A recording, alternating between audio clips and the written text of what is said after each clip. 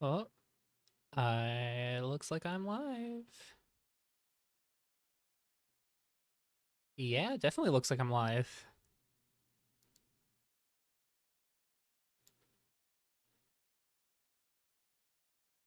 Alrighty, gonna get this rolling ahead of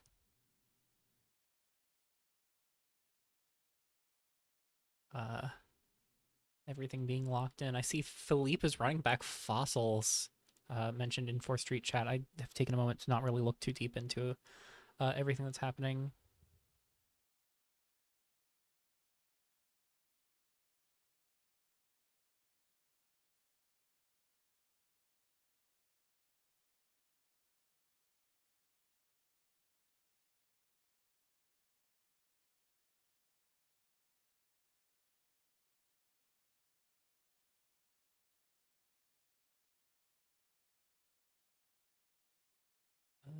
Let's get this posted in media.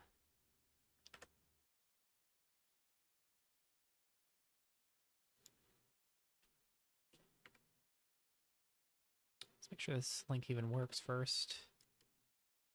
Nope, that is not an adequate stream URL. Hold on just a moment.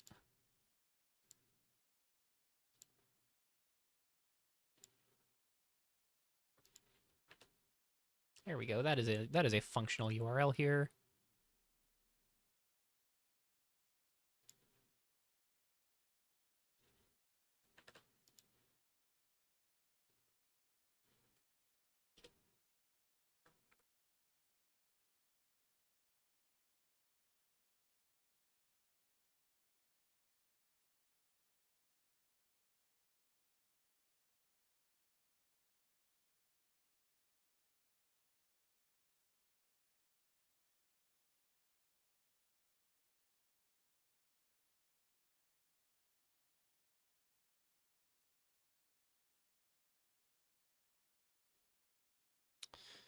Alrighty. Link posted.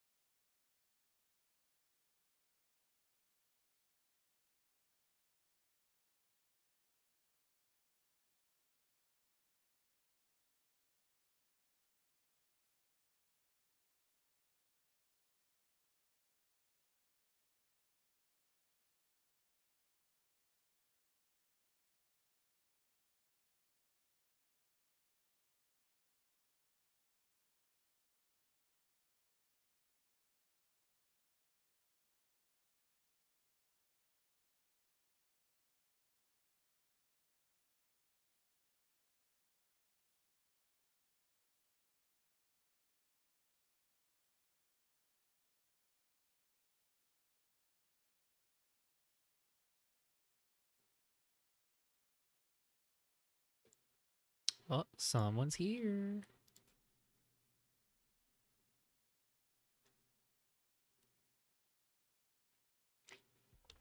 It's going to be pretty chill for the first few minutes. Just kind of waiting on things get in here. In fact, let's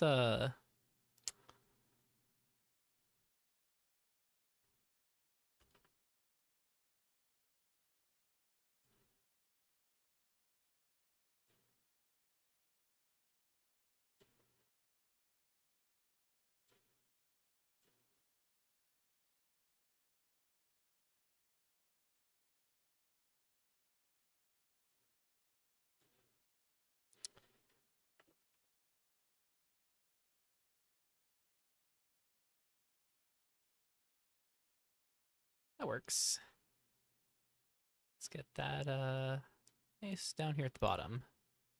Waiting on decks.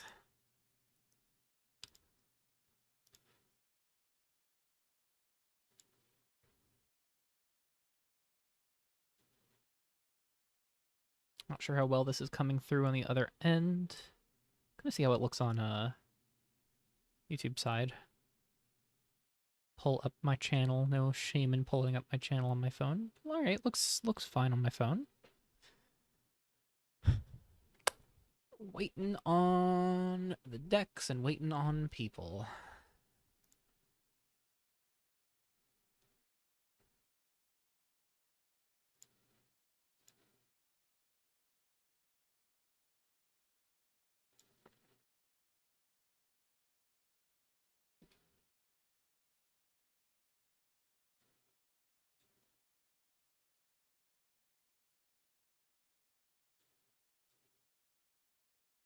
So I believe, I don't know if this is updated. Let me refresh and see if that's the updated list. Okay, yeah, no, Felipe, I believe, walked in after I did. So current count, this is 1, 2, 3, 4, 5, 6, 7, 8, 9, 10, 11, 12, 13, 14, 18 people competing with like 9 minutes for someone else to jump in and be the 19th. Uh, let's look at the GP archive. While we are waiting, because there's two other tournaments that we've had for Eternal. We've had Thorn Chapel, where Elemental of Surprise, love the Ampharos, Mega Ampharos promo. Got promoed, and then our first one was GP Masara. No promo visible? Yeah, this was Abzan Treasures. God, Abzan Treasures was so damn good. Ugh. Pour one out. Pour one out for my baby. Pour one out for my beloved Demon of Darker Paths combo. I miss Demon so much.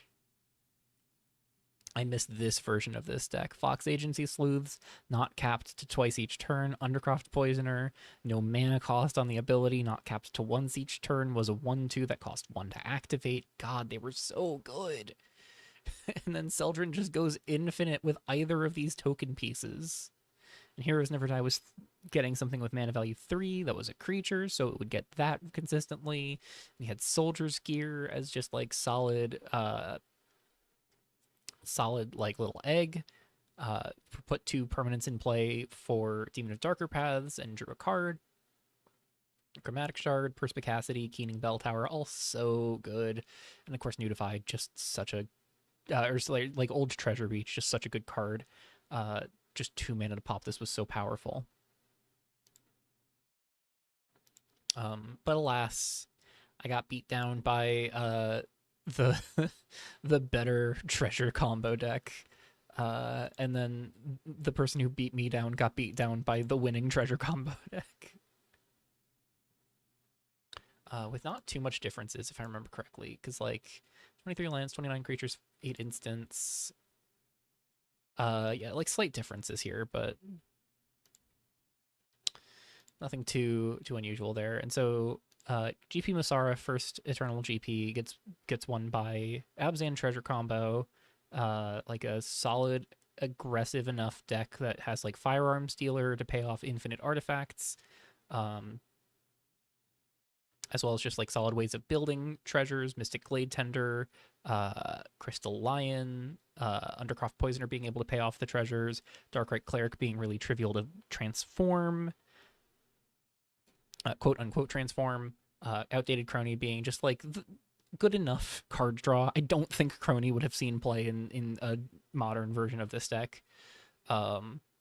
Not even like, even despite this curve and despite Heroes Never Die being mana value creature with mana value 3 at the time, not even bothering with it because Unite the Clans was better. You could get like Firearms Dealer and a Crystal Lion or Darkright Cleric and Seldrin Undercroft Poisoner off of an Event Horizon or off of Unite the Clans was just infinite right off the bat, which is so good. And then Fazzer was on, Big Red, Conjoined to Radiant, Shield Breaker, Fury Call Hellion with Old Hellion where it shot for 4. Just like, what if I made my red spells be very good and just built up to like Calamity Smith, Solara, Amaret, and just like good creatures, good burn, good removal. Just like playing fair and Playing Fair got all the way to the finals because Eternal was not as popped in half as it is looking to be this month. And that's even with like saying, this combo had so many pieces that don't exist in the way they used to anymore. Like even then I think this format is more popped off than GP Masara was.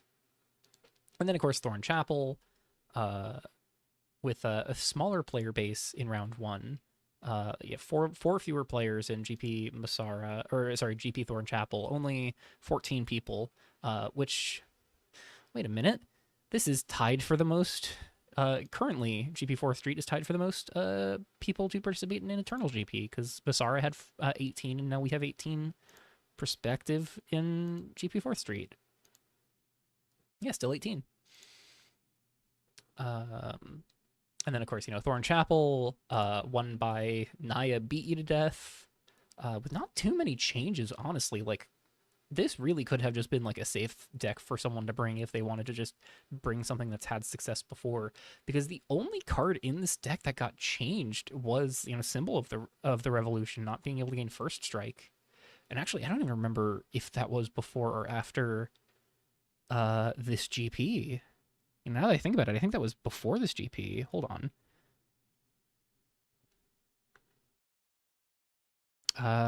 No longer gains First Strike on May 5th. Yeah, no, this is the version that we had for GP Thorn Chapel. So yeah, no, this deck had no changes. It turns out this deck is completely unchanged from what is possible in current Eternal. So this deck wasn't even one that I talked about in my deck lists guide, and totally could have thrived here with just squeezing in some more cards that have come in the past year. And I honestly don't think anyone even has it on their radar, which is kind of funny.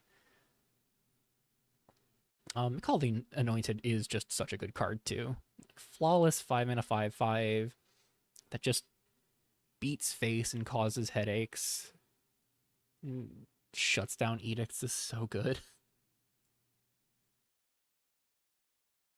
Though I think Persist is going to make edict effects less popular this month.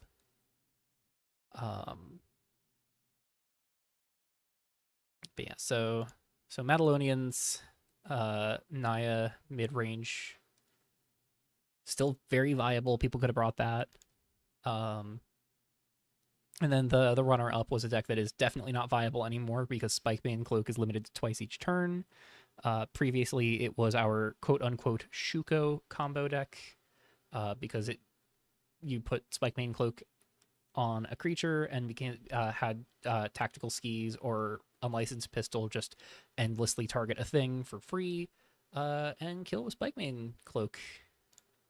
I know some people in the format are quite familiar with that. Some of our older, more long-standing players are very familiar with that. Just kind of doing what we can to think about where we have come from before we get into where we're going. I'm keeping an eye on the GP 4th Street chat, waiting to see if and when deck submissions are locked.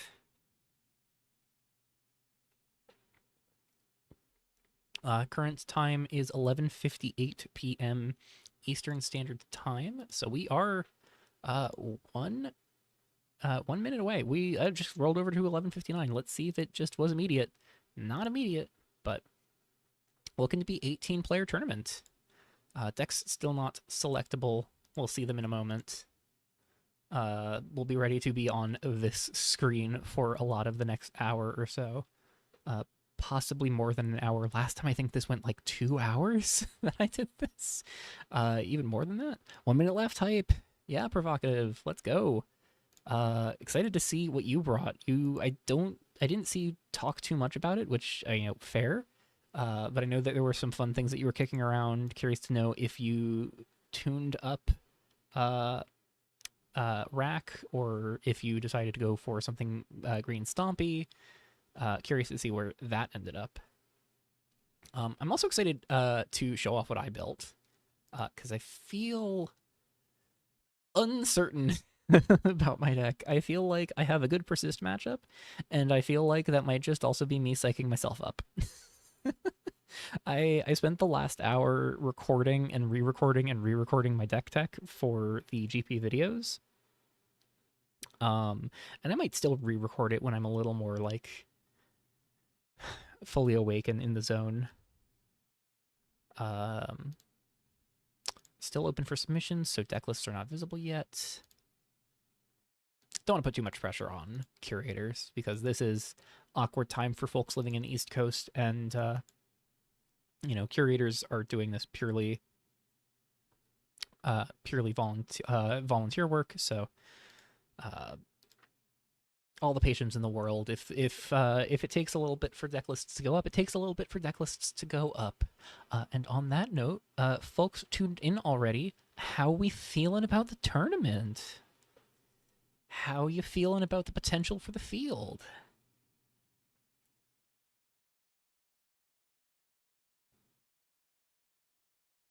Because I know I am really goddamn nervous.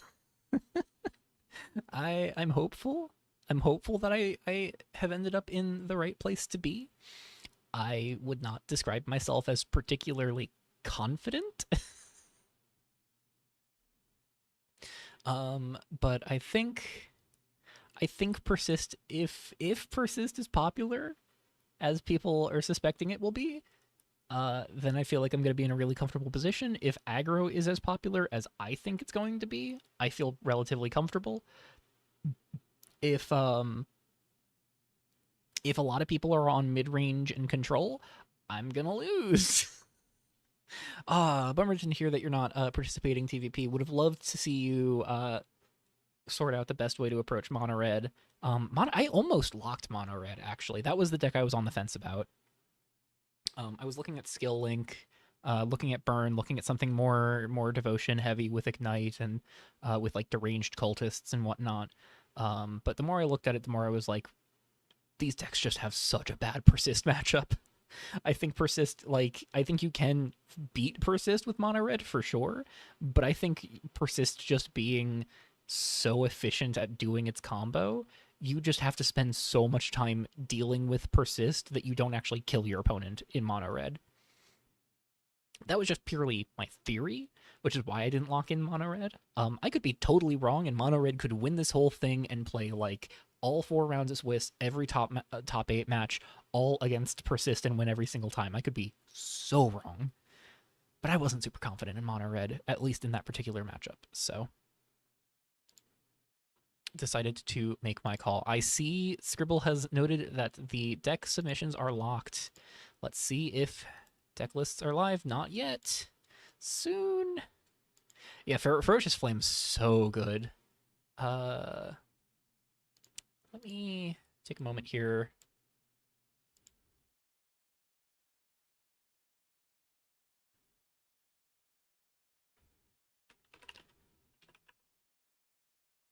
Let me get a manifesto tab open here.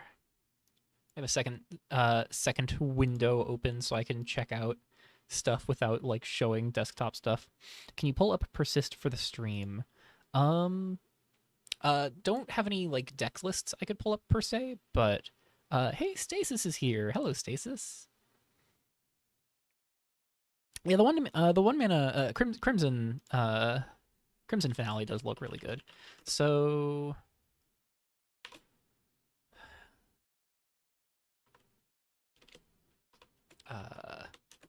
Opal, I, or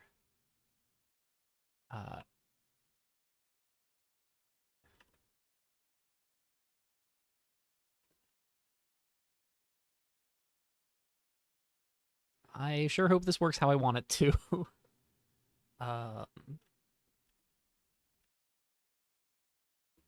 Does that work how I want it to? It does! And it's still showing some things that I wasn't looking for. Opal Caretaker.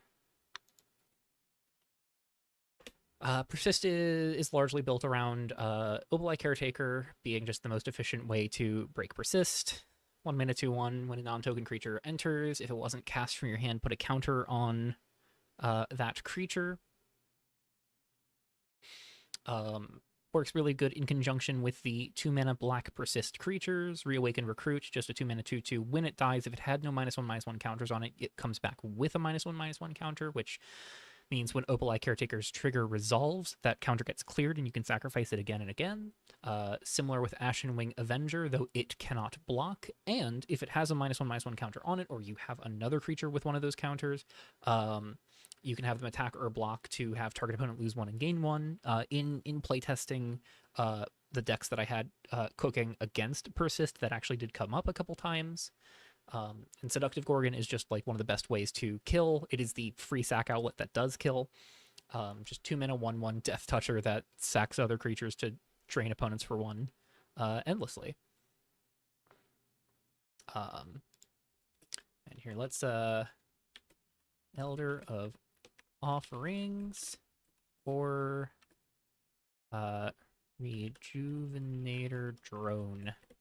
Because, I did not. I think Rejuvenator Drone is wrong. But Elder of Offerings is the other good sack outlet, because you can just sack things to surveil into your Seductive Gorgon, and then raise Rampage it. Deck lists are up. Our deck lists up. That's round 1. I'm up against Epid. Naya is still king and it's beautiful. I literally just said someone could totally jam the November 2023 winning Naya list and succeed and like have relative success. And sure enough, that is my round 1 matchup. God damn it. Is this even? I'm gonna have to hold on. Hold on. Sorry, we'll talk about stuff in a minute. Is this even remotely changed? No, this is 1-for-1 the Thorn Chapel winning deck list. Oh my fucking god. This is even funnier because my last time participating in an Eternal GP ended on something of a feud between Epid and I. So this will be an interesting start to the tournament, I guess. Epid is very based, I agree. Yeah, you can also surveil into All That Remains and then have All That Remains into raise Rampage. God, Stasis, you have cooked up a monster, and I'm so terrified of it.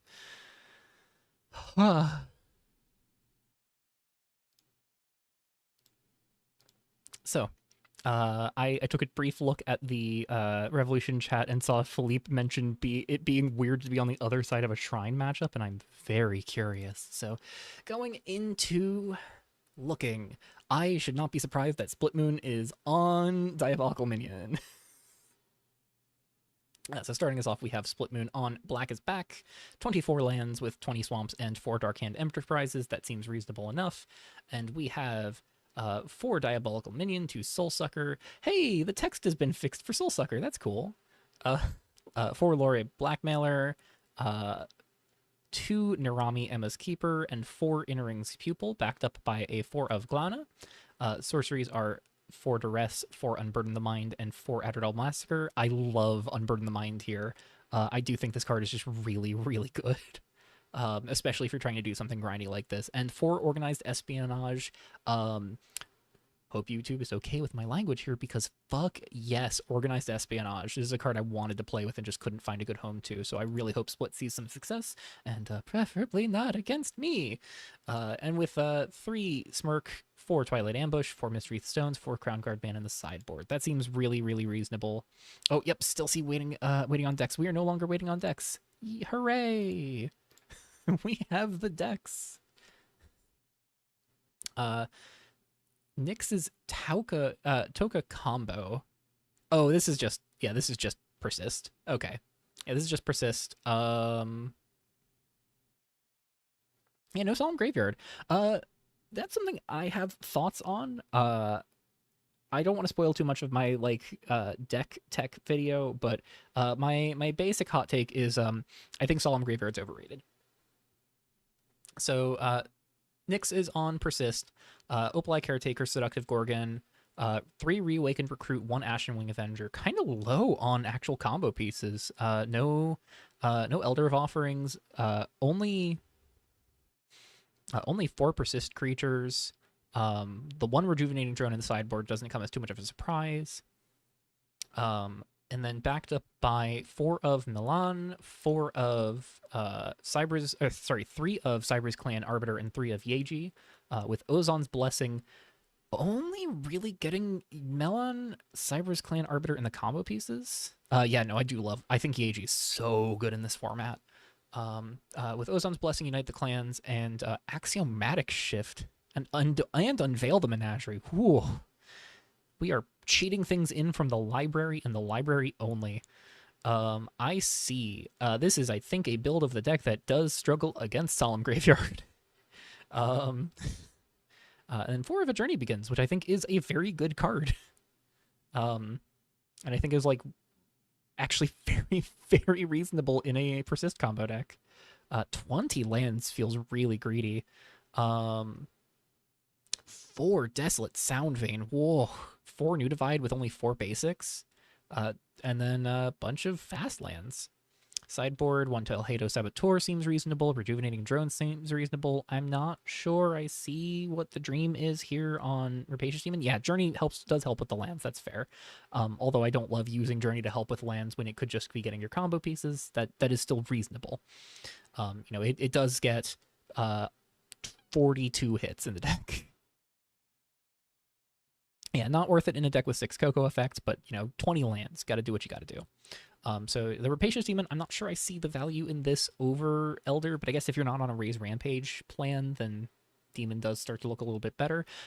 3 of Fog Spewer, 2 Club Promoter, 3 Event Horizon, 4 Conspicuous Homicide. I know I saw Nyx was like very high on Conspicuous Homicide. I am a little concerned that is not going to be a very good card to board in, but it could absolutely do work. And we have another Persist deck. Dr. Chipmunk also on Persist. And this is looking to be Stasis's build. This is Stasis's build. I see that one of all that remains. Stasis, can you confirm, is this just your build of the list? Actually, I think this isn't Stasis's build of the list because 1 Cityscape feels wrong for a Stasis deck. I'm mostly just having fun there. Yep, that's it, but the sideboard is different. Okay. 1 of Fog Spewer, Winterholm, Hairseer. I think having more than Hairseer is... Or more than 1 Hairseer was... I know you were on 1 Cityscape. I was mostly having fun with you thinking this is the best... one of the best cards in current Rev, which I am inclined to agree with. Personally, this card, every time I play Redeveloped Cityscape, I'm happier and happier about it. And thank you for putting something I would argue is on par with New Divide into Rev. Thank you so much. My mana base is thank you. Anyways, I think 1 of Winterholm Hairseer feels a little risky. I would love to see 2, just because like having slightly more odds to draw them or hit them off of Unite the Clans seems really nice. 1 of Gym Leader, I guess is good against like go wide decks. Is a strike against the card? Oh, you don't like it being on par with New Divide? I think that's reasonable. I think New Divide is a card I really like. I think it is a little problematic. I think Redeveloped Cityscape is a much more interesting card to play with because there's more choices to be had with it. But that's a conversation for another time. 1 Skarn just seems reasonable as like a sideboard silver bullet. 1 Holton Clan Assailant. I'm glad people agree that this is a good tech for certain matchups. I am sad that people agree because this is a good tech against what I'm doing. 4 Event Horizon should not be any surprise. 3 Memory Hostage should not really be that shocking. 3 Revolutionary Class is not too shocking. Crush is on burn. Rev Class is interesting in slower matchups. Yeah, I think Rev Class is really good. I think Rev Class is really solid in matchups where you're not like just popping off. I think anytime where you're worried about Solemn Graveyard and you think that card's legitimately going to cause you trouble, just bring in Revolutionary Class and grind your opponent to dust. Just draw cards and put counters on your creatures and just eventually level up to level 3, exile Solemn Graveyard and win. It's a grind piece that removes the lock piece. God, you hope you don't play against Crush. I hope I do play against Crush. Because I would love to have my 10 removal spells be useless. Uh, Ferocious Flame, Light Vein Arrow, High Voltage, along with Esoteric Power, Firebolt, Incendiary Flow, Set Ablaze, Burning Dawn, Laystone of Storms, and Skill Link. We are on no creature skill link, and there are no creatures in the sideboard either.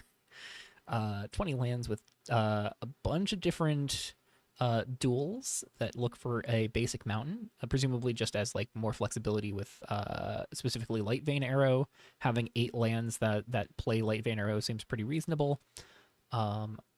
Curious to know like if there was any consideration for maybe dipping into a second color and skewing a little bit would have been good, but that's just sort of something that would have been seen with more time to play this format, I suppose.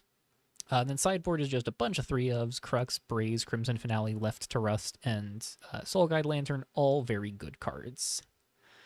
Prav, you're on Bell Tower! Let's go!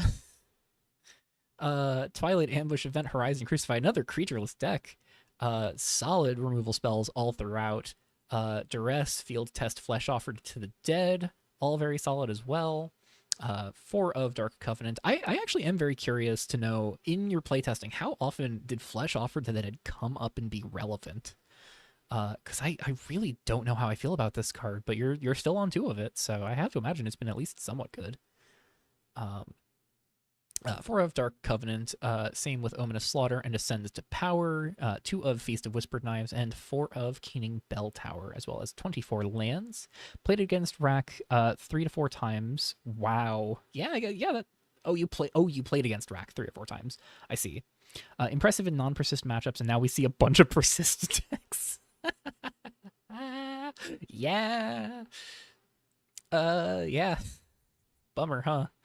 Gloomcover Step, Imgara, Stark Expanse, Gates to the Underworld, Swamp, Plains, New Divide.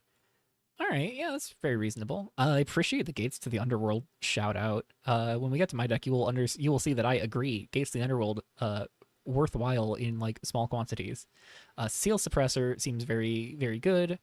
Block the Dead's Path, very good. Bring the House Down, yes. Love seeing Bring the House Down here, although there are definitely some matchups where this is utterly useless. Love seeing Course of Corrections, love seeing Divine Rule. I'm so sorry to tell you, I think you have made a mistake on Solemn Graveyard, but we'll see if you feel it is worthwhile to board in, and I could be completely wrong. This is my theory. My theory is that Solemn Graveyard is not a good card in this field. But there are persist decks, and it does still have text against persist. It does still have text against the company effects. So, you know, I could be wrong. Don't take my word for it. Just my theory is that it's not very good. H Squid is playing their promo. Binding Whisper, Veil Touch, Soulbinder, 2K Rallier. Is this just no? Because there are other sets. I was gonna be like, is this just Blood Like Rivers event deck? Binding Whisper, Veil Touch, Soulbinder, 2K Rallier, Acid Hydra.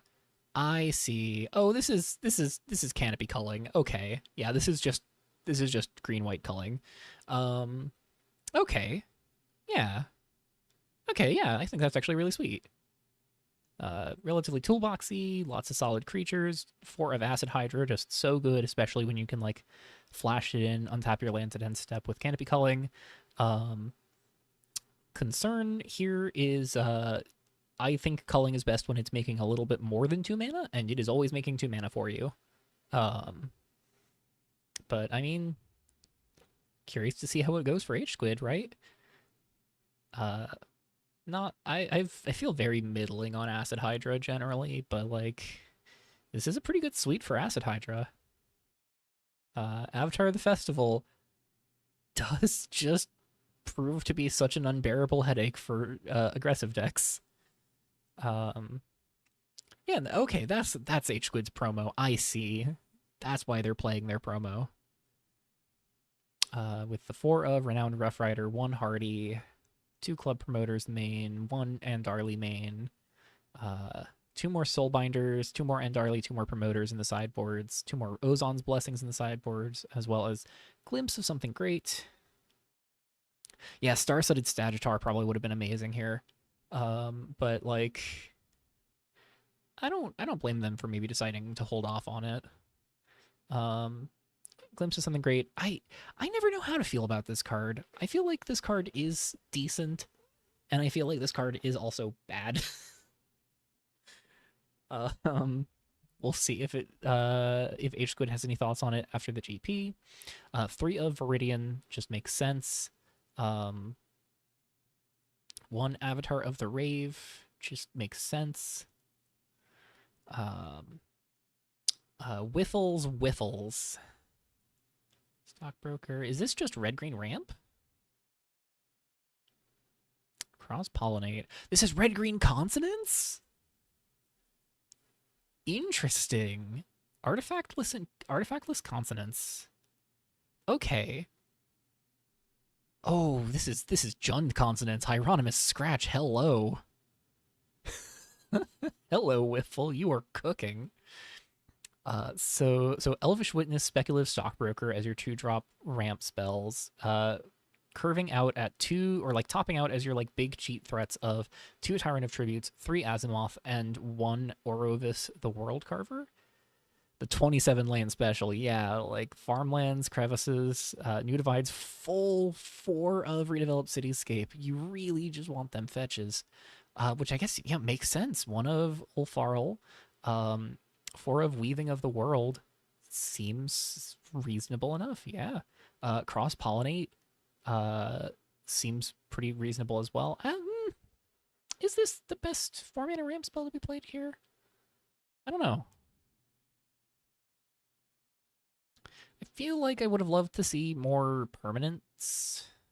Like, I get Explorer is pretty good, but I feel like more, like 2 or 3 Ulfarls could have been neat. I feel like Ardent Ascetic could have been very nice here. But, you know. Karslov split, red-green one would have been better. Yeah, I think I'm inclined to agree. I think that one could have been, yeah, this could have been an amazing Gate of Realms, like just a more split up mana base, maybe not so many Weavings of the World, maybe cut out some of these fetches for some basics, but like this is such a cool deck cooked up here, and I was wondering if we would get to see any Consonance decks. I think I'm just surprised that this isn't Ricky. Like, is this Ricky's alt account?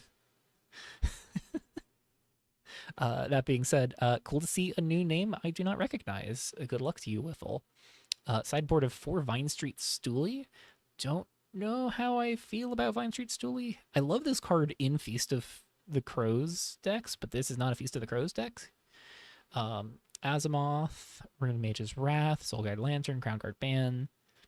Isn't on Dawnglade Cultivator is surprising. You know, I'm interested to see how this performs. You know, Azimuth and Tyrant Attributes do win games. And Grand Consonance is very good at getting cards that win games. And Hieronymus Scratch, I can't say if it wins games or not, because I genuinely have never seen this hit play. I have heard tales of it hitting play and people being bemused by him.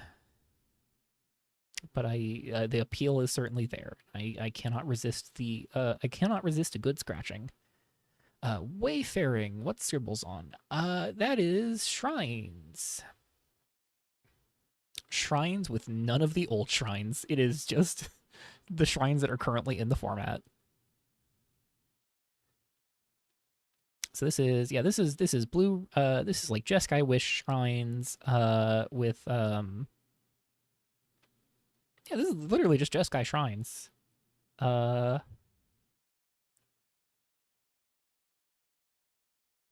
This is Jeskai shrines with like a bunch of 1 of shrines too. It is literally 4 of Shrine of Those Forgotten and 1 of every single other shrine. It feels so weird to me to see 1 of Shrine to Keranos, and 1 of Solemn Graveyard in the main. Scribble's just saying, you know, I want to have the 1 of Tech for Persist combo, Forget Your Wish. Ignite Flesh as a 1 of is very interesting. 1 of Veto is very interesting. The 4 of Event Horizon and Braze and Divine Mishap and Get Your Wish and Ancestral Secrets. My concern here is, how does Scribbles win? How does Scribble win? Like, tokens off Shrine to Heliod? And Shrine to Mogus Burn and Shrine to Clothis / Shrine to Crufix beats. And that's it. That's all that wins the game in game one. I guess Mill with Shrine to Fennex is a win con. Very interesting. And then sideboard is 3 hoarding Celebre. I don't know how I feel about hoarding Celebre, because I think one of the appeals here is, you dodge sorcery speed removal with every single thing in your deck. I guess, if you're dodging all of the sorcery speed removal, you just get people to board out their removal in games 2 and 3. So I guess Calibre is nice. I just wish it was something you could fetch with Get Your Wish. Veto, having more vetoes seems reasonable. Walk the Dead's Path seems very reasonable. One of Gleaming Laser is sweet. Dreamfall is sweet. Solemn Graveyard is sweet. Very grindy list. This deck seems like a headache to fight through, because that's also like between the veto and the divine mishaps, that's 5 counter spells main plus 8 targeted removal spells and 1 sweeper. And then, like, again, there's Shrine to Heliod, Shrine to Krufix, Shrine to Clothes. Those are all capable of killing your opponent on the board. You've got Shrine to Mogus, capable of killing your opponent. Oh, there's Event Horizon. There's 4. There's 4 Event Horizon right here. Yeah, Walk the Dead's Path, Gleaming Laser, Dreamfall, Solemn Graveyard. Interested to see how Scribble performs. Epids, Naya is still king, and it's beautiful. Yup, this is my round 1 matchup.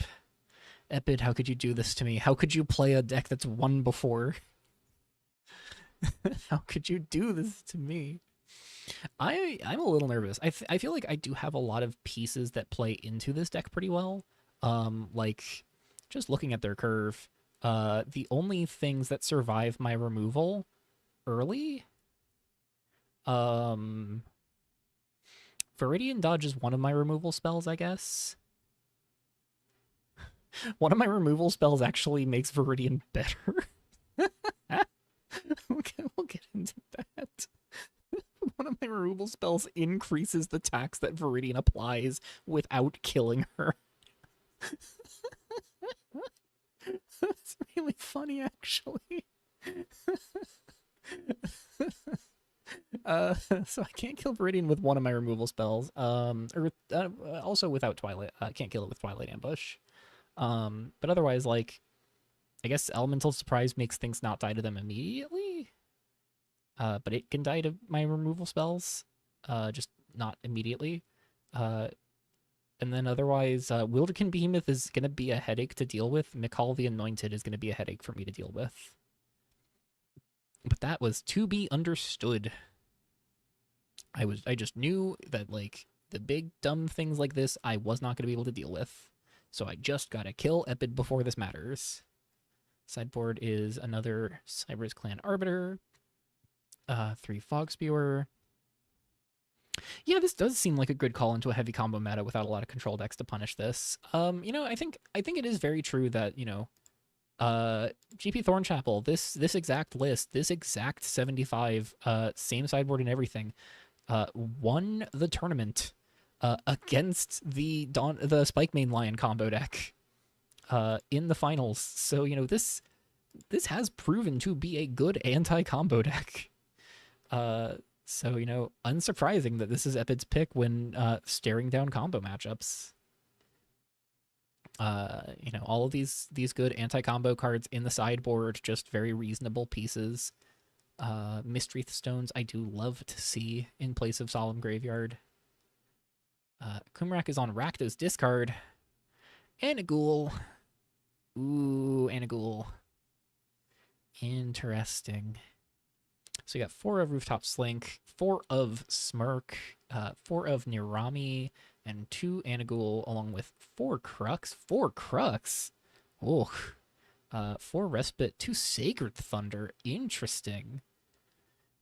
4 Duress, 2 Chronicle of Extinction, 4 each Maddening Maw in Phoenix's Touch. That is the full 8 1-mana make you discard a card enchantments.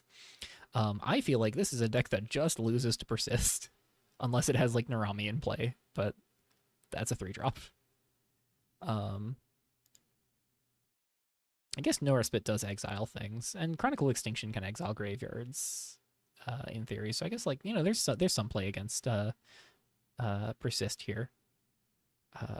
Baron Ashlands, ooh, uh, playing against artifacts. I guess I don't know why Sacred Thunder. This is very puzzling to me. I guess it's because they wanted the like more flexible burn spell that can pick off an artifact. They wanted something. They wanted an artifact removal spell that can pick off creatures when needed, which is fair. You know, the other red removal for artifacts don't like pick off a single creature for 3. Like Left to Rust just deals 2 to face. Smashed Smithereens just deals 3 to face.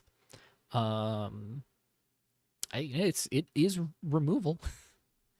For Rite of Venom. For Rite of Venom? What? What is cooking here? For Rite of Venom? What is happening here? There's no creatures in the sideboard that I'm missing. Is there like Baron Ashlands? No? What's happening here? What? What? I gotta pick Kumrak's brain here because this is such an interesting pick. I'm not like saying like, oh, this is such a bad inclusion. I just am interested to know what the theory here is because I feel like there's got to be something interesting going on here that I'm missing. Because this is very interesting to see. It's like a 4 of. Four ranks unmade I think is very reasonable against aggro matchups. This is not a card I love playing against with my deck. 4 Soul Guide Lantern. Tech for the Naya matchup? Maybe it is tech for the Naya. Yeah, this does. Hold on.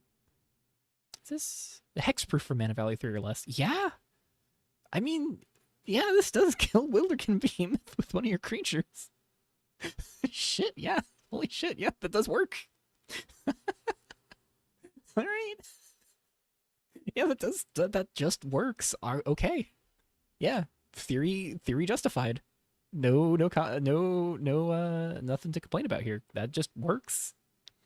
I wish Kumrak was playing against Steppin instead of me. They have the better sideboard for this matchup. 4 Soul Guide Lantern, 2 Crown Guard ban. That just makes sense. Silver, 90% of gamblers quit before they storm off. Yeah. Oh, I see bioengineering down here.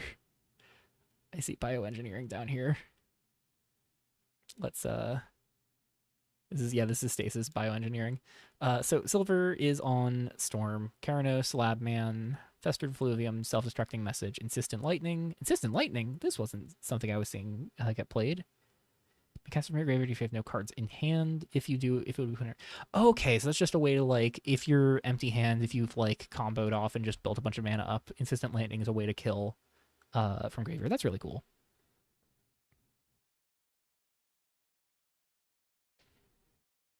Yeah, very good when all of these perfect things align. That's true stasis, but also like I just want to appreciate Kumrak trying to live the dream here. Loving Reunion, Sermon of the Way, Brilliant Mandate. I am interested to know the rationale behind 2 Reunion for Mandate because I feel like Reunion's better. Like can be discounted by more and can be more reliably mana positive, whereas Mandate's just always mana neutral in the best case scenarios. I guess not necessarily mana neutral with Lunar Vigil. 2 Learned Class, 4 Working Together, 4 Lunar Vigil, 1 World Domination, 1 to Claim What Remains. Claim What Remains. Interesting. 3 Lay Shard, 4 Chromatic Shard. Oh, come on. Where's hold on.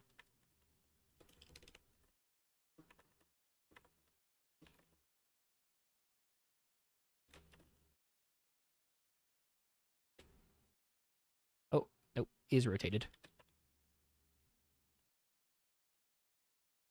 Yeah, Reunion is draw 7 Mandate is draw 7 unconditionally. That's true.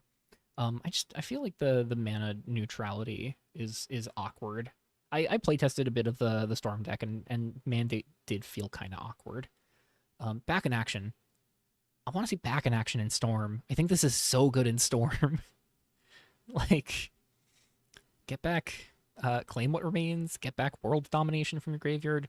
With an empty library, get back Labman and draw as part of the resolution, so you just win uncounter, like you win through targeted removal. Uh, like that's so good. The only awkward thing is that you need to have a card left in your library, if you're not getting Labman. But like, just get Labman then. I don't know. I guess that like if Labman's one of your last cards in your deck, it's kind of hard to discard it, so that's fair. Not many ways to discard a card from your hand that isn't a land, so I guess without like drawing a bunch of cards in the process.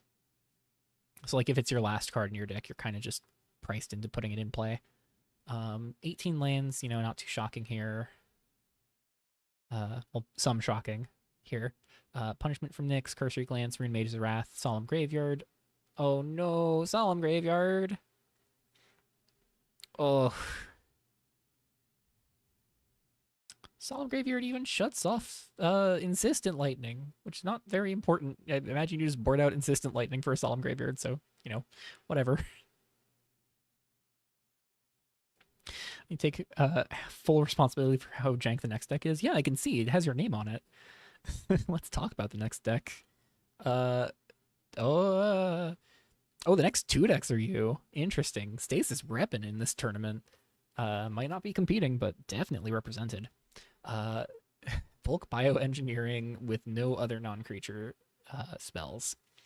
So we have Dawnglade Cultivator, Dawnglade Wildbear, Acid Hydra, Sleeper Insurgent. What? You can just ramp that bulk bioengineering, I guess. Audacious Rough Rider, Labman, Ardent Ascetic, Conjoined to Radiant, Lightning Warmonger, Rogue's Palace Card Shark.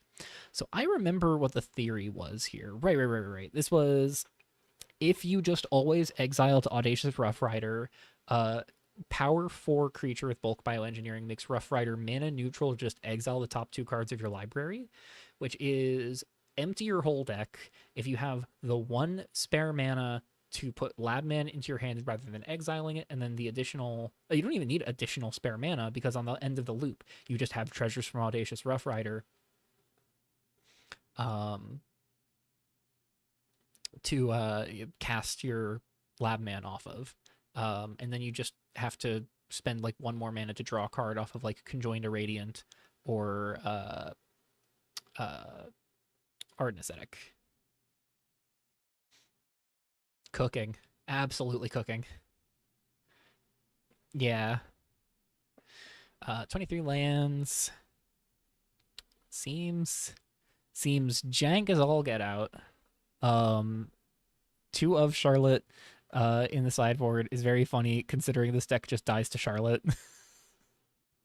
Like, this card just single-handedly shuts down the combo if your opponent can get it. But that relies on your opponent having it, and I don't think many people are going to have it. Aethonix Conservator, Night Drudger, that's some tech. Looming Psyhawk, I think, is really, really good. Oh, you did not build the sideboard, I see. Perimeter Warden, Rex Sage, Flaw in the System, Perimeter Warden, Psyhawk, Charlotte. No white sources.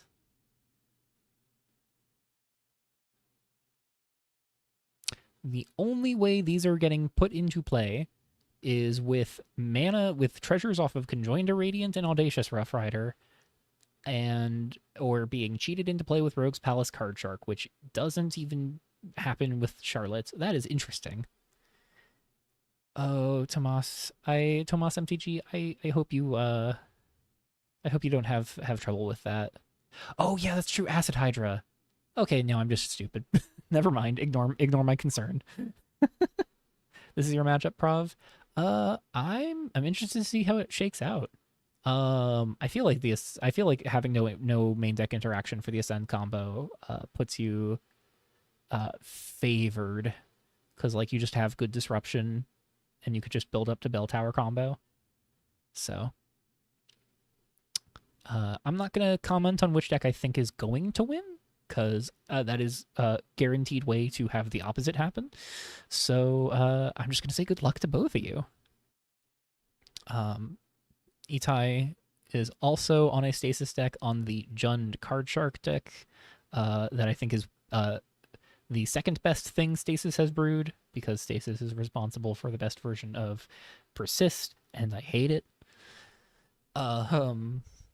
Yeah, this deck is really good, and I'm still so sorry that I didn't talk about it in the deck lists guide, because yeah, this deck is so damn good. It is like the fairest way to just destroy people with Rogue's Palace Card Shark. It's so damn strong. I am curious to know how well this performs into Persist, particularly, because like bad against Persist and good against pretty much everything else. Yeah, that's fair. I think my deck might actually have a little bit of game against this. Dawnglade Wild Bear and Speaker of Ash are hard for me to remove, though. So, I could be wrong. And, like, Glauna's just so damn good. New Divide, Decadent Hall, Secluded Farmland. I maybe should have been on Glauna in my deck now that I'm saying this out loud. I think I really should have been on Glauna. I was just so worried about being good against Persist. Skarn, Rough Rider, Crux, Memory Hostage, Climb to the Peak, Soul Guide Lantern, Hugo's Handiwork. Yeah, good cards. Paint the City red, white. All right, cool beans. Granite Harbinger, Hero in the Making, Breakbot, Sonam the Hunted. Sonam! Oh my god, that is so spicy. I'm terrified. Electes, Awoken Arbiter, and Cityscape Dragon. Interesting. One Awoken Arbiter, Cityscape. No, the one Awoken Arbiter in particular feels weird to me without the Granite Harbingers, but all right. And then 4 Cityscape Dragon, just ugh. Yeah, that does make all your tiny tokens and tiny things, which are like piece together sparks. Oh yeah, this is piece together. Okay, so this is just the build of piece together. Oh yeah, wait, no, I'm blind. Granite Harbinger's right here. So yeah, this is just Beans's piece together list. With like a couple more things that don't trigger piece together. Like Sanam doesn't, Arbiter doesn't, Cityscape Dragon doesn't, but like Cityscape Dragon is so good with a bunch of dinky little 1/1s. Especially with like Granite Harbinger being a dinky 1/1 itself. Very good with Hero in the Making. Because if you don't have a favored creature yet, Hero can just make Cityscape the favored creature. It is the 50 damage turn 4. I see. That's not terrifying in the slightest. All right. Okay. We divide Beloved Chapel, Windbeaten Stone, Dormant Crag. Yeah. Yeah, just all the mana stuff. Bunch of 4-ofs. Alden Inquirer, Winterholm, Hairseer, 1 Nikon, 2 Amaret, 4 Event Horizon. Stunned that this is the first instance of Amaret. But also, I do feel like she is slowly getting outclassed month by month. Or I guess rotation by rotation. All Who Wander is on Knives Out. Is this? This looks like... Okay, this is Grixis, or not Grixis, this is Esper, God, words, Esper Indulge, Bovius, Event Horizon, Succumb, Divine Mishap, Far's Judgment, Dreamfall, Kaleidoscape. Kaleidoscape is so good. Feast, Shrine, Omen, Divine Rule, Keening Bell Tower. Yeah, we controlling. I'm just glad that there's legitimate control decks in this field. Like that is really refreshing and exciting to see. It's a much more open field than I was expecting. I was really worried that it was going to be very closed off and very breakneck. This has been very relieving to see. Just not necessarily for my particular deck choice. I have misunderstood the meta. Uh, Li is on Are We the Baddies? Seals Suppressor, Cyber's Clan Arbiter. Oh, I see. This is white black. Oh no, this is 8-ban. No, Li, how could you do this to me? Not 8-ban. Oh god. One of Solemn Graveyard in the main, Keening Bell Towers, Crown Guard Bands, Course of Corrections, Bind and Silence, Bring the House Down, Flesh Offered to the Dead, Memory Hostage, Let Them Eat Cake, Duress, Transgress Identity, Court of Miracles as a way to kill on the board out of the mana base, Mgara as just solid value and another way to kill out of the mana base, same with Gates to the Underworld. Yeah, Winterholm Herseer as a one of, Cecile Suppressor. I am curious about these one-ofs, like, how are we getting these one-ofs? How are you getting your one-of Solemn Graveyard? Besides drawing it. I think it is just drawing it. Like, there's no tutors. So this one of Winterholm Herseer is really doing some legwork here in the sideboard. The mirror in this matchup probably comes down to decking. Yeah, well, I mean, there's the lands. The lands are absolutely a way to kill. I think this kills faster than Scribble's deck does. I think this kills faster than Shrines. Interesting. And then we arrive at me. I think, yeah, second to last deck already. Can ban shut off activated abilities? No, just shuts off casting of spells.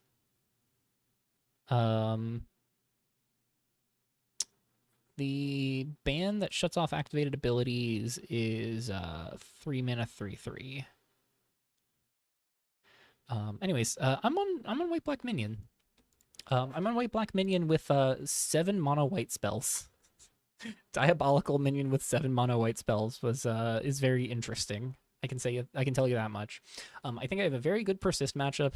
I think I'm really concerned by the fact that there's only 2 people on persist. And I get to show off my spicy tech. I think this card's really good against aggro and specifically very solid against persist. Especially when my white spells are Yeji and Heroes Never Die. I think I look very good against persist. The problem is, my first round is not against persist, and I don't think there's a high likelihood I'll be up against persist. I think of the 2 persist decks that are in the field, I think at least one of them will make it to top cut. I'm making that called shot right now, so if I can face down against them in top cut, which is throwing some hope out there, then I think I'm looking really confident. And I could absolutely still lose that matchup. But yeah, so Diabolical Minion, Granite Harbinger as the 1-drops. I looked at trying to squeeze in a 1 of Nightmare, but honestly, everything I was looking at was just kind of more cute. And before they both go 0-2 drops, I will lose this tournament for sure. I don't know how I feel about this field. I don't know if I feel as confident in my ability to win against this field, which is exciting. You know, I want to win. I want my GP win. I've never won a GP, but I'm also just excited to see a more complex field than I was expecting.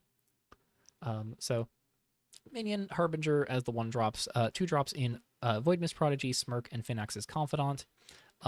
Actually stunned that I'm the only person in the field on Void Mist Prodigy. Like, scrolling up here a fair bit, Split Moon, not on Void Mist Prodigy. I'm also one of only 2 decks on Raise Rampage, which is really surprising. Because, like, yeah, Philippe's not on it. I was gonna say I don't think Fossils runs it, so I'm only on 2. I kept playing Raise. I started on 4 of, but I think 2 is where I was happiest with this deck, and I squeezed in the 1 mountain. I almost didn't play any red sources for Rampage, but I decided to squeeze in the mountain because I could see it coming up in like a match or 2. But yeah, 2-drops are just Void Mist Prodigy and then like card draw, Confidant, Smirk. I see Prophet of the Veil as well. Is Fossils. Oh my god, this is fair Prophet. There is no There's no moonlight. We'll get there. We'll get there. Anyways, the basic theory here is just like solid 1-drops and 2-drops into Yeji, taking advantage of me developing on the board in most matchups, being able to bring back my 1s and 2s that die, as well as being able to, attack and bring back fetch land. I've got 2 Cityscape for New Divide. Being able to bring back Dormant Temple in the mid to late game is nice as well. Being able to bring back Dishonor, so I am getting like Amp It Up, Remove a Thing is really nice. Confidant with 7 mono white cards is a gamble. The thinking here with Phoenix's Confidant is my curve is really, really damn low. If you want to talk about 7 white cards being a gamble, Minion. I 7 cards that deal 1 to me. The more I was tinkering with this list, like, Yeji and Heroes Never Die really proved to be the best pieces that I could run to just get stuff back. I was on Half Heart's Claim for a while in playtesting this deck, and I really was so certain that, like, I was really certain that this card was going to be, like, key to white-black Minion. It's kind of bad. It's kind of bad into Persist. It's kind of bad into most aggressive decks. Harbinger does work with Confidant. It doesn't work with Confidant. That has come up in playtesting. Specifically, Harbinger not working with Confidant has come up in playtesting. So that is something that is kind of awkward. But it does at least gain me life off of Diabolical Minion, so that's nice. And it's just a good sticky. It was one of those things where I was looking through the 1-drops, and I realized the black 1-drops in this field are kind of bad. They're all really synergy dependent, or just not amazing for the rate. Like, the next best one, like, there's the 2 that I mentioned in the deck, in the, like, archetypes video. There's Ignited Soul, but I looked at Ignited Soul and I just couldn't find a reason to be super excited about wanting Ignited Soul. Realistically, I should have tested it. I should have tested Ignited Soul specifically. That is very fair. Because, like, I have the Graveyard synergies, I have Raise Rampage, I have Heroes Never Die, I have Yeji. I even have Succumb to History, so, like, pitching lands is good. So yeah, this is probably a decent Soul deck if I had more time. To be fair, I started getting to a point where I was, like, really starting to tinker with this list about 9 p.m. I gave up on mono red and started putting all of my energy on Minion at 9 p.m. So this was 2 hours of like brewing and then recording the deck tech. So this is what 2 hours of brewing and several like weeks of theory crafting in my brain gets me, is forgetting about Ignited Soul. Sorry, Stasis. Anyways, Raise Rampage is just more burn with Void Mist Prodigy. Same with Heroes Never Die. Same with Yeji. All of these just make Void Mist Prodigy shoot for so much damage. These also all get back everything that isn't Yeji. I think in a more open meta like this, I probably wouldn't have gone as deep on, like, Succumb to History. Yeah, this was very much a, like, meta call expecting more Persist. 2 Persist is really scary. But I still think that, like, this is very good in the deck with the Heroes Never Die, with the Yeji, with specifically Heroes. Like, dishonoring something turn 1 to just, like, get rid of it permanently, and then having the option to, from then on, 2 mana instant speed, permanently exile something with 2 toughness with my recursion piece that can also do, like, other value. So good. Like, this was the thing that sold me on Heroes Never Die, was Dishonor. And I was messing around with, like, 2 of, 3 of with Dishonor, and the more I played it, the more I was just like, this is my best 1 mana removal spell. Twilight Ambush, I wasn't even necessarily sure I wanted to have 2 copies of. Yeah, I thought 12 ball was my biggest concern with Succumb to History, but I figured, Succumb just being the like next best way to exile things off the board in mono black was relevant against specifically Persist. Again, I was very much, how do I beat Persist? How do I beat Persist and still have game against the meta? And so Succumb was very much my answer to that question. And you know, for Event Horizon in the sideboard, because sometimes you can't have too much exile effects. Two more Twilight Ambush in the sideboard as well. Just wanted more like aggro removal. Based on this field, I will not be boarding in these Twilight Ambushes often. In fact, I will very often be boarding out my Twilight Ambushes and boarding out the Succumb to Histories and probably boarding out the Dishonor. Definitely the Dishonors and the Twilight Ambushes, potentially the Succumbs as well. And then I have 9 slots dedicated to stripping things away. 2 Transgress Identity, 3 Agonizing Remorse, 4 Memory Hostage. Yeah, 12 ball would have been great here. Not a whole lot of life gain. Like, I have some of the most life gain in the field with just like the minions. The minions and the Void Mist Prodigies. I was going to say I think Split's deck is on par because of the minions, but no, Prodigies I think push me over what Split can do in terms of life gain. So thank God there's no 12 ball in this field, I guess. But yeah, the Transgress Identities, Agonizing Remorse, just picking things out of hand, and Memory Hostage, just like, oh, there's a card I can't beat. Memory Hostage it. I think my sideboard plan against this first round might very well be like, take out Dishonor, add in Memory Hostage. Maybe not just Dishonor, maybe not just all 4 Memory Hostage. I don't know. We'll see. I'll have to do a bit of brainstorming. And then finally, Philippe on Fossils. Has not won an Eternal GP. I believe Philippe in Masara was on Fossils, and then Philippe in yeah, Philippe's just brought Fossils to every Eternal GP, and I respect that hustle for sure. And it is once again a slightly different list, I think. Yeah, very slightly different list. So Philippe just constantly iterating on this deck. You know, full respect on that. We see one of Skotha slip in there. We got 1 Lose, 1 Xerix. 4 Ghost Wardens claim, just so good. Grasp at Frail Dreams remaining the 2 mana strategic planning of choice. Thin the Veil. I'm so glad someone's playing Thin the Veil, so my argument of it being the best tutor in the format remains. Though there are more there's more Get Your Wishes than Thin the Veils in this tournament, which is a bummer for me. Yeah, I think it's just really cool to have a signature deck. I am constantly searching for a signature deck, and I never really feel like I lock in on one. I had one for a little while, and I don't think it's good. I think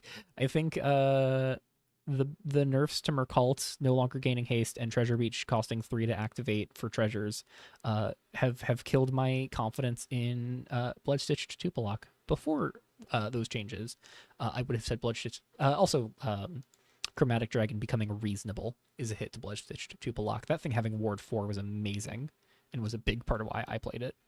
Epid is on the Naya aggro deck, taking Dishonor out against the symbol. Yeah. It's just me, just sort of like loosely talking. That's fair. Dishonor is really good against Epid's early drops. I'm not sure if what I do actually bring out against Epid. Like maybe I take out the Race Rampages. I don't know. I'll figure that out in time for round 1. Anyways, Grasp, Thin the Veil, Auroric Span, I love to see here. The Weaving of the Worlds, Vibrant Vengeance, the Fossils, and Hugo's Handiwork. Love to see it.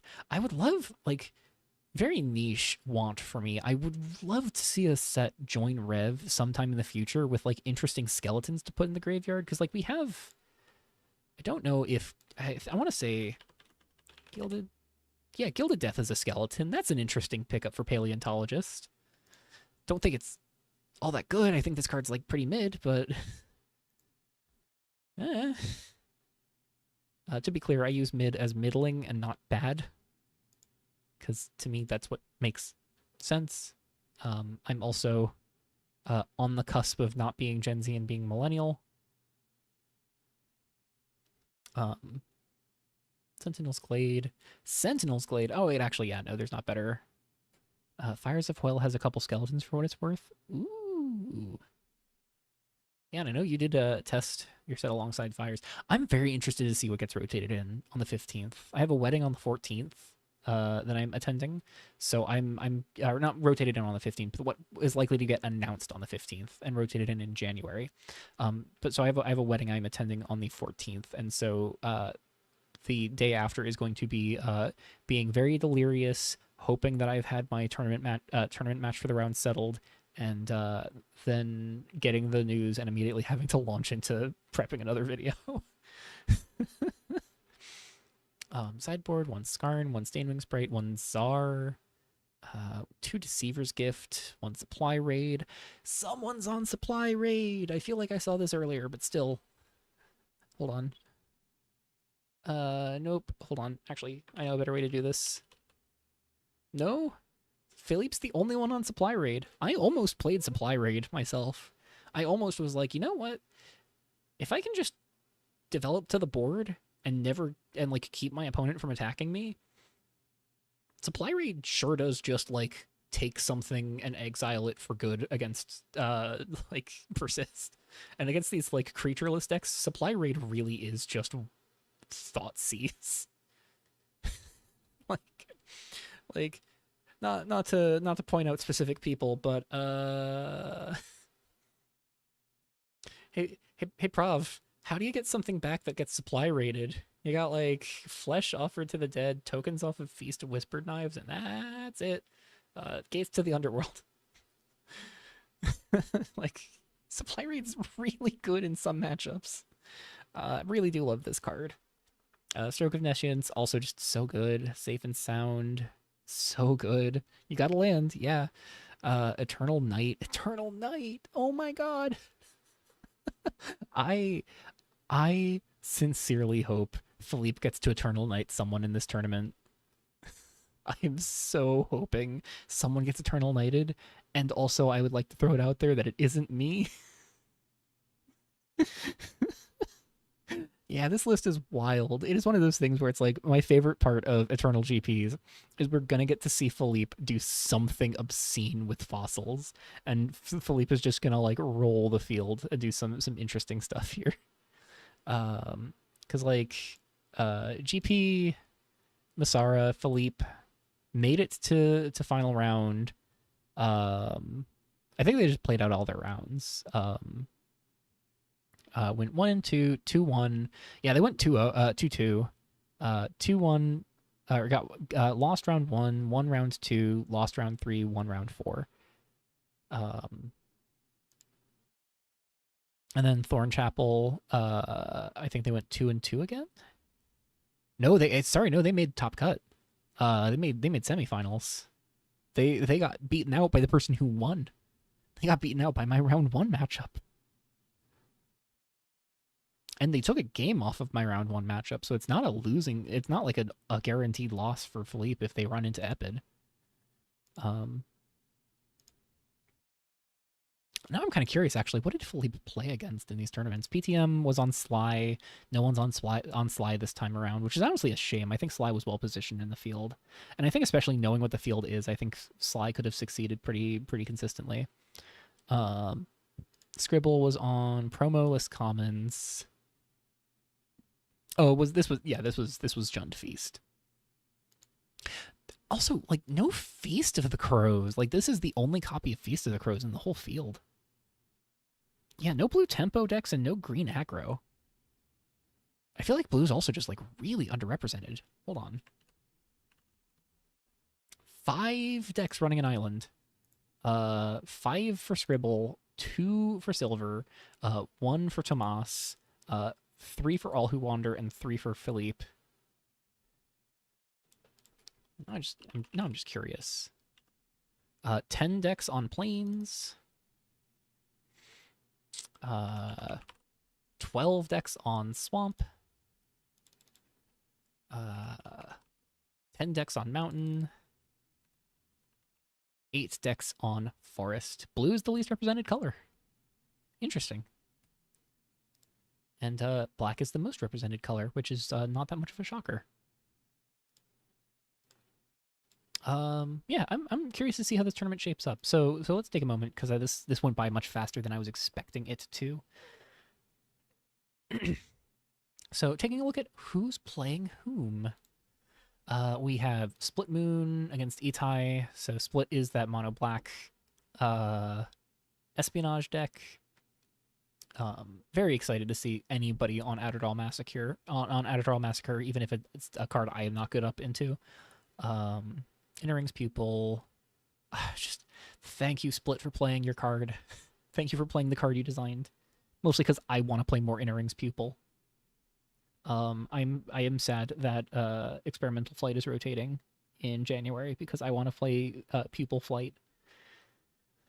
Oh well, I'll find a way to play. I'll find a way to play this sometime in this next year. Nurami, Lord Blackmailer, Soulsucker, Diabolical Minion. Yeah, this is solid. Itai is on Jun Card Shark. Ooh boy, yeah, this is gonna be a tight match. I think. I suspect this match is probably gonna either go like go to game 3 or like only going to game 2, only ending at game 2 because one of those games just ends up with like horrible luck on the side of the person who lost game 1. Beans red white versus Li on 8-ban. Both players are hellbent speedrun. Yeah, pretty much. I think in the both players are hellbent speedrun, I think Split wins just because Organized Espionage and Glauna are so good in top deck wars. And like Inner Rings Pupil is good in a top deck war. Blackmailer pushes a top deck war sooner. Soulsucker can do the same. Narami is good in a top deck, or not so good in a top deck war, but it just blocks well, I guess.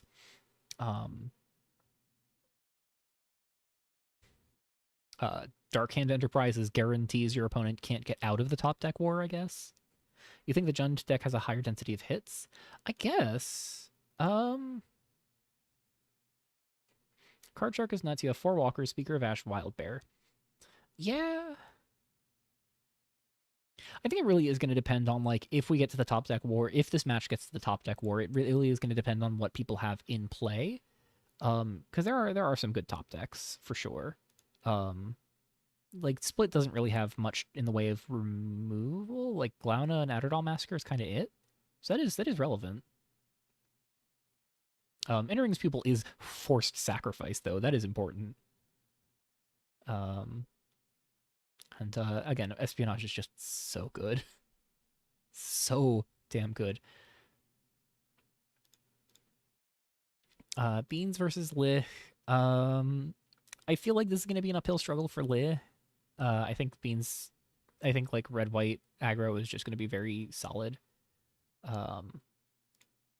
I think Li is going to struggle a little bit. I think Cecile's Suppressor is kind of a dead card. I guess it does limit amping up. So that's something. Morbid Bloomer might actually be even better. Yeah, that's true. Bloomer I think wins the top deck war. Almost certainly. God, the 4 of Let Them Eat Cake is such a meta call. Love that. I think if Li is able to get a Bring the House Down exiled, I think this matchup turns very drastically. And I think the Course of Corrections help a lot. I think the Bind and Silences help a lot to keep like the scariest things from coming down. Same with the bans. Bell Tower can obviously help pad life totals a little bit. The creature lands can be relevant a little bit. I think Arbiter is, I guess, like, not terrible, actually. Like, Arbiter on, like, Sparks or Peace or one of the 2 mana token makers just make it, like, much less reasonable to drop early. I can't comment on how my matchup's gonna look. I don't know how to feel about this. I feel like my removal suite is positioned generally really well. I just need to have a plan to kill them through a Wilderkin Behemoth or McCall. I think a McCall kills me. Because how do I beat a 5/5 flyer with Vigilance, Trample, Lifelink? And the answer is I memory hostage it. Or I get like 3 dishonors on it. Or like 2 dishonors and then I Twilight Ambush it. I guess I get to Ancient and succumb it to history. Um, I think I'm very interested to see how this first matchup shapes up. I think I'm very lucky that like Cyber's Clan Arbiter does like does some disruption to my plan, but isn't like detrimental because my game plan can very easily be just drop the permanents into play, and my permanents largely don't care about Cyber's Clan Arbiter. And I have enough flexible removal that can like get around Cyber's Clan Arbiter. I think the big thing I have to be aware of in this matchup is finding ways to not use Succumb to History to save it for one of the 2 things that I struggle to kill. Though, like, I also just need to have a plan to win because Wilderkin Behemoth will kill me. Maybe that is a situation where if I'm staring down a Wilderkin Behemoth, I need to put a Void Mist Prodigy on the board and just keep it. Yeah, I think I'm inclined to say I'm slightly favored. I think I do just get to shred their early game apart while still pushing damage, but I don't want to say that I am like gonna lock this match by any means. I think this is very much going to be a draw dependent match. I think, you know, whoever wins the coin flip is obviously going to have some favor there.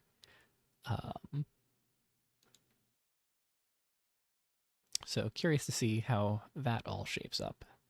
Dr. Chipmunk on Persist, on the Stasis Persist build, versus Wiffle on the Consonants list. I think this is going to be a rough round for Wiffle. I think this is a very fast deck to have like no interaction against. Like Ulfarl's their interaction. And it's a 1-of. And their sideboard brings 4 of Lanterns, 4 of Lantern, 4 of Ban, 2 Rune Mage's Wrath. So like some sideboard play, but I think this is going to be a rough match for Wiffle.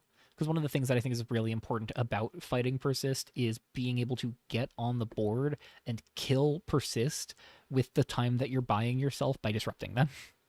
Because I think if you're just disrupting them and not killing them in the process, you are still going to have some trouble.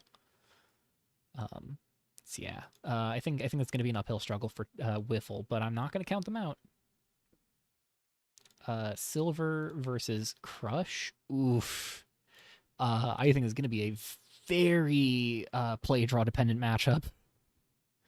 I think the more turns it takes for Silver to get to pop off, the better chance that Crush has.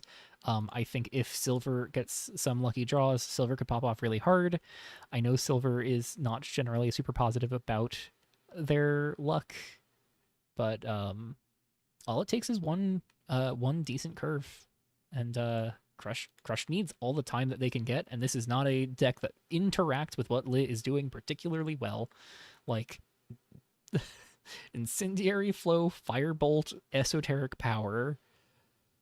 Don't think Crush is favored here, although there is a lot of damage being dealt here.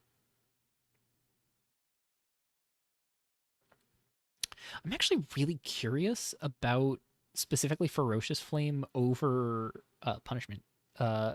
Punishment from Nyx. Now that I think about it, because like there's no creatures, there's no way to have Ferocious up. Like there's no theft, there's no stealing your opponent's creatures, so that's not going to get you to 4 power. Huh. Maybe it's just a thing of like Crush just looking at the most historically powerful burn. It was very reasonable. Like, you know, this is historically the best shock that the format's had. Burning Dawn, yeah, Burning Dawn is very good. Very good, and just a tad slow. But God, I love Burning Dawn. A format where Burning Dawn is good is a format I enjoy playing. A format where Burning Dawn is amazing is a format where I'm less enthusiastic. Oh my god, yeah, it is a 4-power creature. Okay, yeah, that's fair. That's very fair. That is entirely correct. I forgot that this sure does make a 4/4. Thank you, Stasis. Philippe versus Scribble, Fossils versus Shrines. I feel like this is a Philippe match. I mean, Veto event like Scribble's got a lot of interaction. Scribble has all the time in the world to disrupt Philippe, but I think the problem there is that Philippe only has a few things that they need to remove, and then Scribble's kind of screwed. Like Ghost Wardens claim exiles. Scribbles has no way to get around their few win conditions being exiled. Like, I genuinely think the out might be Shrine to Fenax being ignored, and then Philippe just decking with all of their attempts to try and like put meaningful things into play getting disrupted by Scribble having removal and counter magic. And even then, like, putting a bunch of stuff in graveyard doesn't work when Scotha is available. Because like that just makes Scotha a very good thing to have in your graveyard. Although I guess even Scotha Scribble has an answer to because of Solemn Graveyard. So I don't know. I don't know how this match is gonna go. I feel like it's slanted towards Philippe, but honestly, like there's so much happening here. Kind of cut off here at the edge. Prav versus Tomas. I know which one Stasis is cheering for. Just get this bulk bio in there. I feel like this is favored for Prav. I feel like, you know, just all of this removal, like solid disruption, and then Ascend Bell Tower is just so good. Kumrak versus H Squid, Rakdos discard versus white green culling. Cheering for Lackey-Bot to malfunction, give both players a 2-0. That is super fair. Yeah, because it's like both of these combos hinge around your designs, so I'm not too shocked you'll like them. And to be fair, I like them too. So like this is a hard matchup for me to look at because I don't want to root against either of them. I don't want to root against Prav. I also don't want to root against this nonsense. Kumrak versus H Squid. I think I don't know. I feel like both of these decks are solid. I'm very interested to see if Sacred Thunder comes up as like a relevant inclusion. That is definitely something that I have my eye on as being like, will this be good? I am interested to see if Red of Venom crops up at all. Red of Venom does have like there are some creatures that can struggle, I guess, a little bit against Red of Venom. There's also Chosen of Heliod. I feel like Chosen of Heliod just wins this match. I feel like H Squid puts Chosen of Heliod in play, and Kumrak just like, there's ways to kill a creature with the Blessing. So Heliod's Glory like doesn't just make creatures unkillable by any means, but like I don't know. This will be interesting. It certainly makes the creatures that are available a lot more awkward. I am not fond of 4 of Smirk, but like, oh, never mind. Split's not even on Smirk. I like Smirk. I like Smirk a lot. I don't think 4 of is great. But you know, it's not the worst thing to have like multiple copies of. So, like as far as having multiple copies of a legendary goes, I would much rather have 2 copies of Smirk than 2 copies of Nurami in hand. So I guess there's that. I